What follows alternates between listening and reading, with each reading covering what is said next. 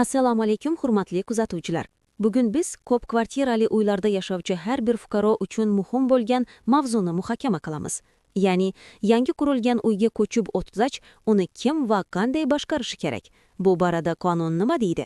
Savollarimizga javob berish uchun studiyamizga tajribali advokat Mehriddin aka taklif etilgan. Assalomu alaykum, Mehriddin aka. Va alaykum assalom, Mohina Bonu. Assalomu alaykum aziz yurtdoshlar.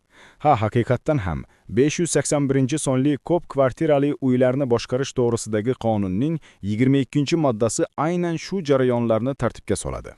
Mehriddin aka, deylik, yangi ko'p qavatli uy qurib bitkazildi va foydalanishga topshirildi. Mulkdorlar qancha vaqt ichida boshqaruv usulini tanlashlari shart? Qonunga ko'ra, uy foydalanishga qabul qilingan kundan boshlab mulkdorlar 3 oy muddatda umumiy yig'ilish o'tkazib, uyini boshqarish usuli haqida qaror qabul qilishlari shart. Bu ularning nafaqat huquqi, balki majburiyati hamdir. Agar shu 3 oy ichida qaror qabul qilinmasa-chi, uy qarovsiz qoladimi? Yo'q, albatta. Moddaning birinchi qismida muhim bir jihat bor. Qaror qabul qilinguniga qadar barcha mulkdorlar umumiy mol-mulkni saqlash bo'yicha solidar javobgar bo'ladilar. Ya'ni, tom yopilishi, podval tozaligi yoki yo'laklar chirog'i uchun barcha birdek mas'ul. Tushunarli. Agar mulkdorlar o'zaro kelisha olmasalar, vaziyat qanday hal etiladi? Agar 3 oy ichida kelishuv bo'lmasa, jarayonga vakolatli organ, Qurilish va uy-joy kommunal xo'jaligi vazirligining hududiy bo'linmasi aralashadi. Ular 3 oylik muddatga vaqtinchalik boshqaruvchi tashkilotni yoki boshqaruvchini belgilab beradi.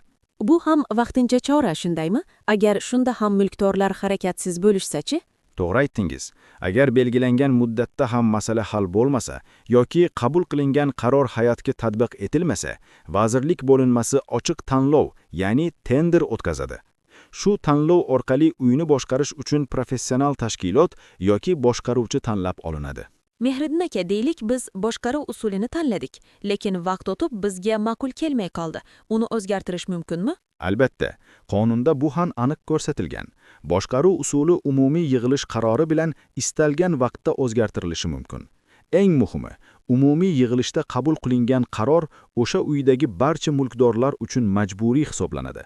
Men bu qarorga ovoz bermaganman, shuning uchun amal qilmayman deyishga hech kimning haqqi yo'q. Mazmunli suhbat uchun rahmat, Mehriddin aka. Endi tushunarliki, uyimizning fayzi va tartibi nafaqat boshqaruvchiga, balki biz mulkdorlarning o'z vaqtida qabul qilgan qarorimizga ham bog'liq ekan.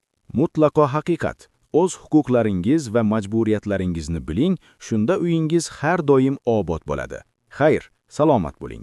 Salomat bo'ling. Azizlar, keyingi ko'rsatuvlarda ko'rishguncha.